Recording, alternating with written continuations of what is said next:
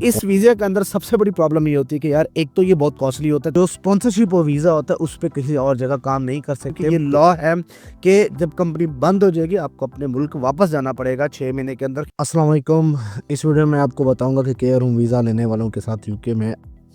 आखिर क्या होता है, कौन लोग होते हैं, ठीक है ना। और मतलब कि इस तरह का सीन होता है कि यार कि एक ऐसी चीज़ है, मतलब कि स्पॉन्सरशिप लेनी होती है तो पाकिस्तान में बैठ के तो हमें मिल जाता है, तो उसको हम मतलब कि चूना भी लग जाता है ना, तो केयर होम की तरफ से, तो इसके पैसे भी बहुत ज़्यादा है। तो मैं आपको इस वीडियो में ना तरतीब के साथ इसको बताता हूँ कि इसमें होता क्या है, उनके साथ क्या होता है, उन बेचारों के साथ हो क्या रहा है अब यूके के अंदर। अच्छा, तो इस वीज़ा के अबाउट ये होता है कि यार तकरीबन 90% लोग जो हमारे मतलब कि बांग्लादेशी भाई, इंडियन या पाकिस्तानी भाई जो वीज़ा लेके आते हैं ना, मोस्टली 90% लोग, ठीक है, स्टूडेंट्स की बात नहीं कर रहा, ये वीज़ा जनाब आला जब ये लेते हैं तो उसके बाद जब यहाँ पर आते हैं तो उनको ना काफ़ी सारी मुश्किलात का सामना करना पड़ता है, ठीक है ना। और बहुत सारे ऐसे कम लोग होते हैं यार जो हर कंपनी की रिक्वायरमेंट्स फुलफिल करते हैं, ठीक है, कंपनी के पास जॉब्स होती हैं, कंपनी जॉब देती है, ठीक है ना। तो इस वीज़ा के अंदर सबसे बड़ी प्रॉब्लम ये होती है कि यार एक तो ये बहुत कॉस्टली होता है, तकरीबन 25,000 20,000 में बिक रहा होता है। देखिए इसके लिए भी इंग्लिश का टेस्ट होना मस्ट है बड़ा, ठीक है ना। और दूसरी बात ये कि यार कि जब आप ये वीज़ा ले लेते हैं तो एक तो पहले ये था कि चलो लोग ये होता था कि आ जाते थे, डिपेंडेंट बन के आ जाते थे, ठीक है ना। उसके साथ जनाब आलम अपनी वाइफ को स्पॉन्सरशिप दिला दी, ठीक है ना। उसके ऊपर वो घर रहती थी तो वो 3-4 हज़ार कमा के अपना टैक्स भी पे कर देता था, तो उससे ये सीन बन जा रहा था। लेकिन उसमें एक खतरा होता है, जिस कंपनी ने आपको अपने पास बुलाया होता है, ठीक है ना, इसके अंदर काफ़ी सारी चीज़ें आ जाती हैं तो मैं आपको अभी एक्सप्लेन करूंगा। जिस कंपनी ने आपको बुलाया होता है, ठीक है, जब पहले तो ये होता है कि भाई उनकी सीधी सी बात रिक्वायरमेंट ये होती है कि भाई ना आप जो स्पॉन्सरशिप और वीज़ा होता है उस पर किसी और जगह काम नहीं कर सकते, तो ये चीज़ होता है। तो इसमें ये होता है कि हमारे जनाब आला काफ़ी सारे लोग हैं जिनको यार केयर होम के अंदर जॉब मिल जाती है, जिस तरह मेरा दोस्त हैं, ठीक है ना, वो अभी आई थिंक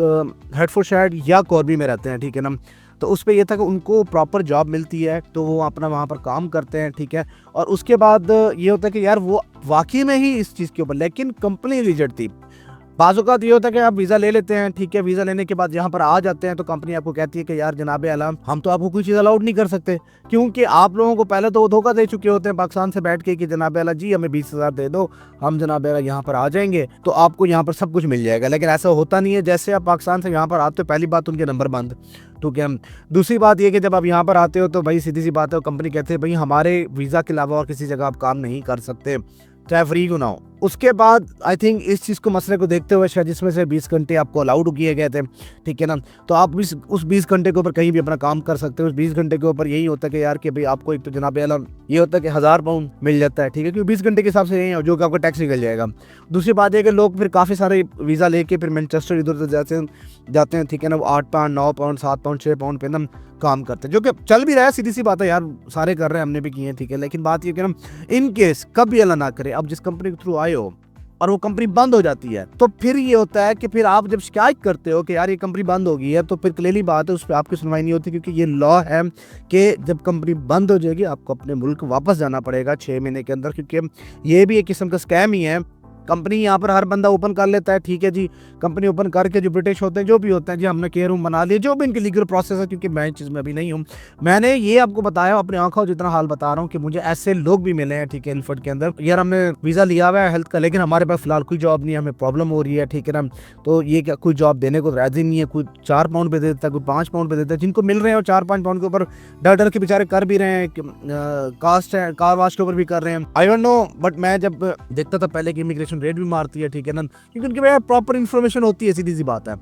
तो जब वो रेड मारते हो अगर आप पकड़े जाए तो क्लियरली बात है वो भी आपके लिए प्रॉब्लम है, ठीक है। काफ़ी सारे लोग केयर होम लेके ऊबर भी कर रहे हैं, ठीक है ना। देखिए मैं ये सजेस्ट नहीं करूँगा कि आप केयर होम का वीज़ा लेके आके जनाब वाला बैठ जाए और अपना सारा प्रोसेस शुरू कर दे कि यार केयर होम है तो 5 साल बाद देखा जाएगा, नहीं।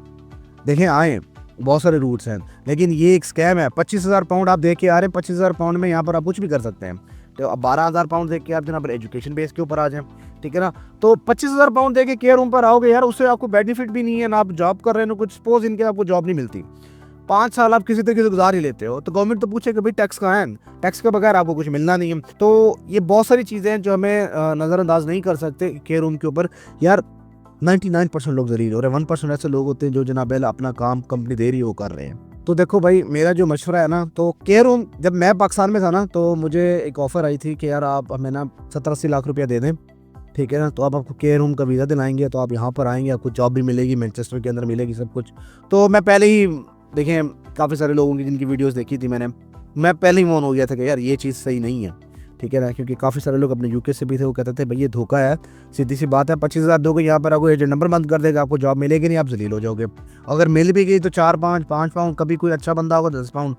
तो इस तरह हिसाब किताब चल रहा होता है। तो बेसिकली यार केयर होम का वीज़ा लेने से पहले 10 बार सोचना कि आप इसमें अंदर और क्या ऑप्शन ले सकते हो, ठीक है यार। आप ये कर सकते हो, आप एजुकेशन बेस के ऊपर आ सकते हो, ठीक है ना, आप एजुकेशन ले सकते हो, और भी बहुत सारे वेज हैं जिसके ऊपर आप आ सकते हो, ठीक है। आप 10,000 की एजुकेशन बेस कर लो, फिर उसके बाद जनाब अपना साल कुट के मेहनत करो, ठीक है, उस पैसों को रखो यार, आप यहाँ पर कोई बिजनेस भी कर सकते हो, ठीक है ना। 10,000 के अंदर आप एयरबीएन भी कर सकते हो, आप 10,000 के अंदर आई थिंक जो मुझे पता है एयरबीएन पे आप एक अपार्टमेंट करो, उसको एयरबीएन पे लगाओ और आप पैसे कमा सकते हो, लेकिन आफ्टर PSW जब आपको पता हो कि यार मेरे पास पीछे रिजर्व पड़ा हुआ है, ठीक है ना।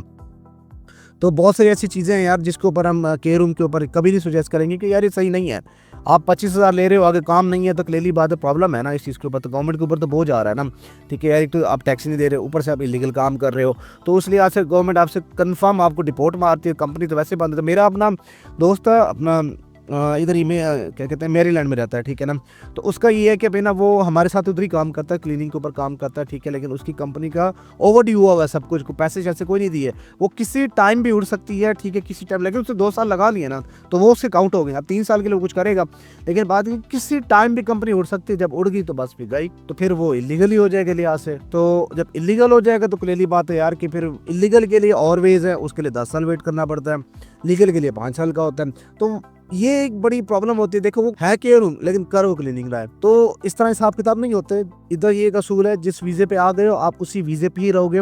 उसके अलावा आपका वीज़ा स्विच नहीं हो सकता है। केयर रूम के ऊपर सिर्फ 20 घंटे आपको अलाउड है, और 20 घंटे बहुत कम ही रखते हैं आपको अपने पास, या तो वो डोमिनोज वगैरह होता है या उबर होता है, आप कर लेते हो, लेकिन ये नहीं करना कि भाई हमने वो जाके लेनी है। प्रॉब्लम इज दैट कि यार जो आप कमा के आओगे ना वो आपका टैक्स में ही चला जाएगा, ठीक है, क्योंकि 800-900 टैक्स भी है जो आपने देने की, उन्हें थ्रेशोल्ड बढ़ा दिया, तो उस लिहाज से देख के कदम उठाना। देखिए अगर आप केयर होम वीज़ा लेने का सोच रहे हैं तो इस वीडियो को लाइक और शेयर करें, हमारे चैनल को सब्सक्राइब भी करें, ताकि उन लोगों की तरफ भी पहुंचाएं जो केयर रूम के बारे में सोच रहे हैं, ठीक है, ताकि जनाब आला उनको अवेयरनेस हो जाए कि असल में होता क्या है यहाँ पर आगे, क्योंकि हम तो यहाँ बैठे हुए हैं, ठीक है। चलिए जी, फिर मिलते हैं आपसे इंशाल्लाह अगली वीडियो में। Thank you.